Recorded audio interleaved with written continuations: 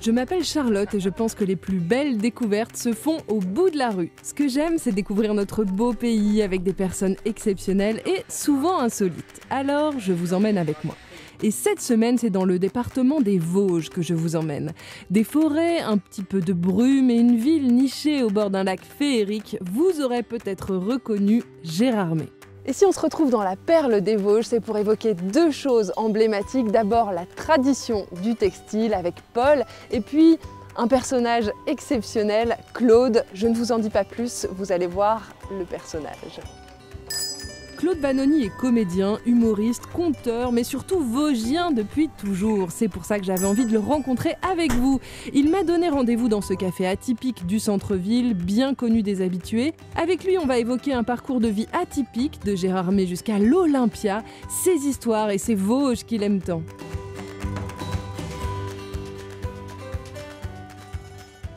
Claude, ton personnage emblématique, c'est un Vosgien. Mais c'est quoi un Vosgien finalement? Un Vosgien, c'est un montagnard d'abord. Il faut préciser parce que les montagnards n'ont pas les mêmes façons de vivre que les gens de la plaine. Je m'en rends compte quand je joue dans mes spectacles, les rires ne sont pas les mêmes au même endroit. Ah, c'est vrai? Ouais. Au départ, moi quand j'étais petit, il y a déjà très longtemps, les gens étaient un petit peu plus casaniers, un petit peu plus enfermés. Il faut dire qu'à cette époque, l'habitat était assez dispersé, il y avait des fermes un petit peu partout, tout alentour, le centre du village ou de la ville, et puis des fermes un petit peu partout pour l'élevage, pour le bois, puis la culture qui était difficile, parce qu'à l'époque il faisait froid, il y avait 6 mois de neige, donc ces gens étaient un petit peu enfermés. Puis il y a eu la guerre, nous on a eu beaucoup de guerres, on ne va pas parler de ça parce que c'est triste, mais après on se reconstruit parce que les montagnards, comme les gens de la mer, sont des gens qui ont de la niaque, comme on dit, qui ont envie de... Mais ils ont l'habitude de résister déjà à des conditions climatiques qui ne sont pas excellentes. Exactement, parce que les hivers étaient longs et difficiles, et c'était des gens qui vivaient de peu de choses à l'époque. Et puis, on a ouvert nos portes, on a ouvert nos vallées aux touristes. Par exemple, à Gérardmer, où j'habite, on a 2 saisons, on a l'été, on a l'hiver.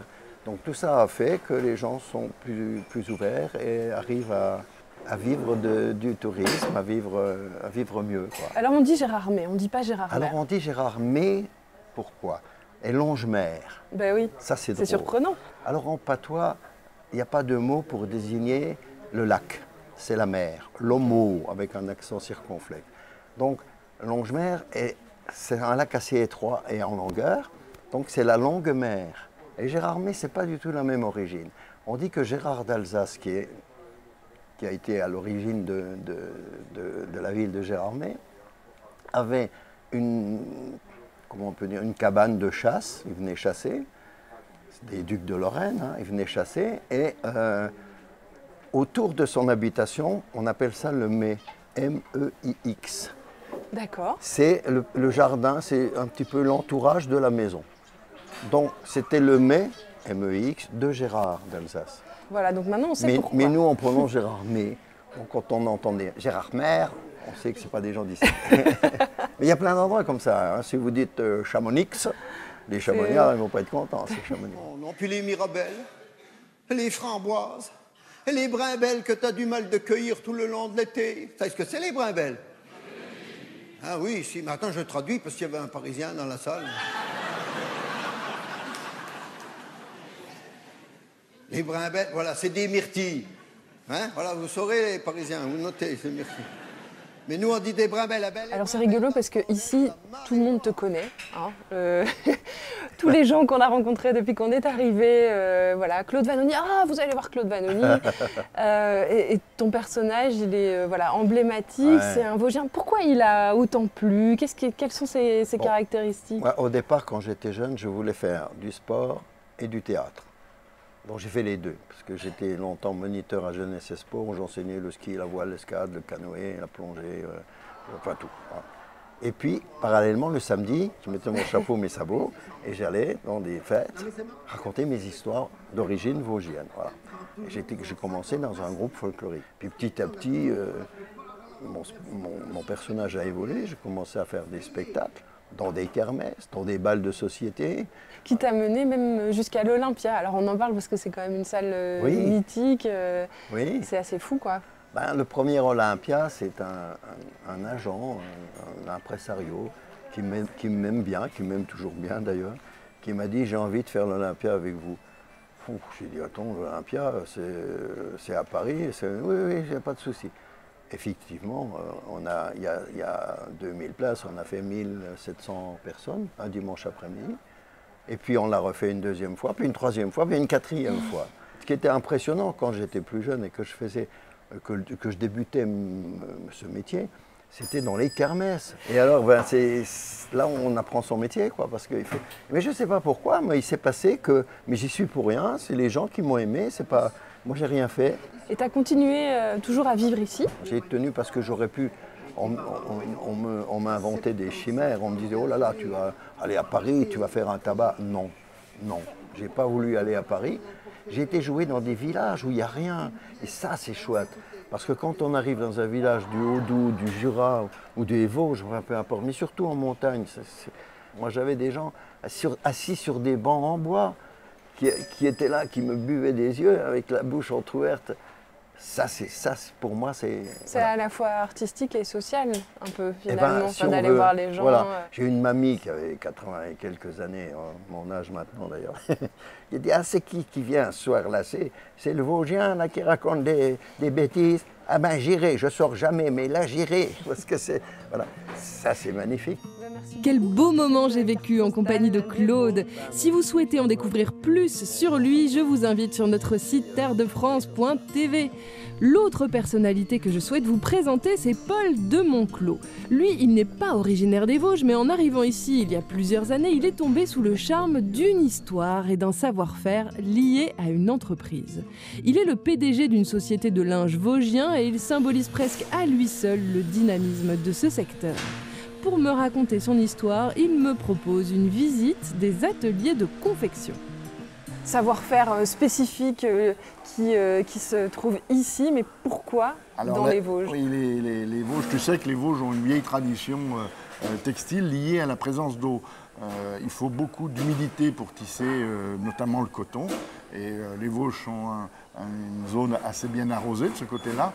En plus, l'eau est force motrice. Hein. Nous avons la plupart des industries textiles locales ont leur turbine pour faire leur électricité. Et puis l'eau a une particularité spéciale ici, c'est qu'elle est acide. Et donc elle favorise le blanchiment et l'ennoblissement du tissu.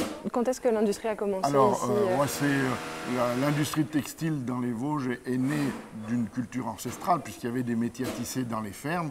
C'est vrai que la révolution industrielle autour des années 1830-1840 a permis l'intégration de cette filière textile dans les vallées et progressivement s'est développée avec la révolution industrielle et de là est née cette filière textile. Et pourquoi elle est toujours là aujourd'hui? Qu'est-ce qui fait les particularités qui font que ça a survécu et que ça existe comme tu toujours? le sais, le textile est une industrie qui a beaucoup souffert de la mondialisation.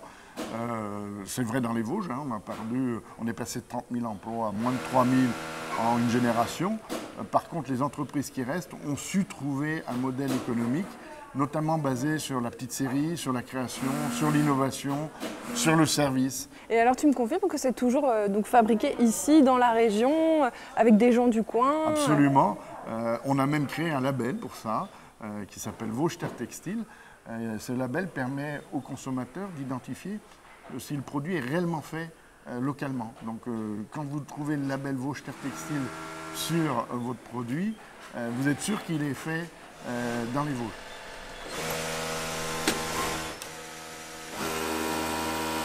Ici par exemple, est-ce que tu peux me parler de ce tissu? Qu'est-ce qu'il a de particulier? Alors là c'est un tissu qui a été tissé dans notre usine à côté, sur lequel on a mélangé des fils de coton et brillant.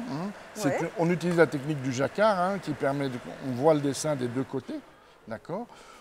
Le jacquard, c'est quoi? C'est pour faire des dessins comme ça, c'est pour faire ce qu'on appelle le damassé, c'est-à-dire que le dessin apparaît par entrecroisement de fils. C'est la façon dont on va croiser les fils. Alors là, il peut y avoir différentes couleurs, différentes matières. Et ensuite, on le coupe à la main et on va le confectionner. Et pour le confectionner, c'est de l'opération manuelle parce on part de ce tissu-là, de ce carré-là, pour faire cette confection-là qui est un coin capuchon. Alors, on voit très bien, il est très très difficile à automatiser, c'est un produit vraiment confectionné. Parce que tout est rabattu et tout est rabattu en coupe-langue.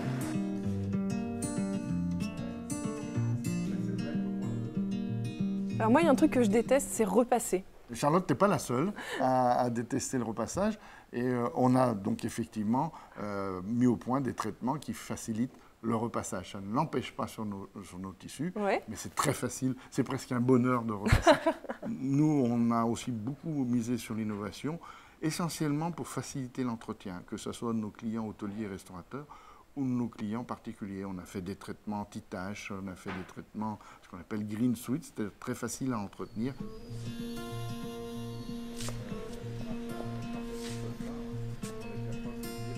Au départ, toi, tu n'étais pas forcément spécialisé dans le textile, mais tu as eu un coup de cœur. Qu'est-ce qui a fait que tu as eu ce coup de cœur à la fois pour cette région et pour cette industrie? Effectivement, j'ai fait des études de gestion. J'ai commencé ma carrière dans l'automobile, puis ensuite dans l'optique. Ceci dit, j'avais quand même un vernis textile puisque ma famille est dans le textile. Et en fait, je suis la 12e génération en ligne directe dans le textile. Donc je comprenais ce métier-là, sans être vraiment formé. Mais j'ai appris sur le terrain. J'ai eu la chance d'avoir des collaborateurs qui m'ont formé dès le premier jour à cette culture textile qui est réellement passionnante. Et ici, tu dirais qu'il y a quel état d'esprit chez les gens qui travaillent dans cette entreprise? Alors, une particularité chez les Vosgiens, tu sais, c'est que c'est de travailleurs. Par contre, ils veulent comprendre pourquoi ils travaillent et ce qu'ils font. Donc ça nécessite un excellent dialogue avec mes collaborateurs, de leur expliquer en permanence. C'est fondamental pour moi d'avoir ce lien. Qu'est-ce qui te motive au quotidien? C'est une excellente question. Parfois, la motivation, il faut aller la chercher au profond de nous-mêmes parce que chef d'entreprise, c'est... En clair, je dirais que c'est la dernière terre d'aventure. On ne sait jamais ce qui va nous arriver le matin, au courrier, par mail. Donc on a toujours cet effet de surprise. Et donc il y a un peu le goût de l'aventure, le goût du travail en équipe et puis l'envie de faire des belles choses, certainement. C'est ici que se termine notre épisode, mais également notre série dans les Vosges. Si vous souhaitez revoir ces 2 belles rencontres et toutes les autres dans ce territoire attachant, je vous invite sur terredefrance.tv ainsi que sur nos réseaux sociaux. À très vite pour de prochaines rencontres.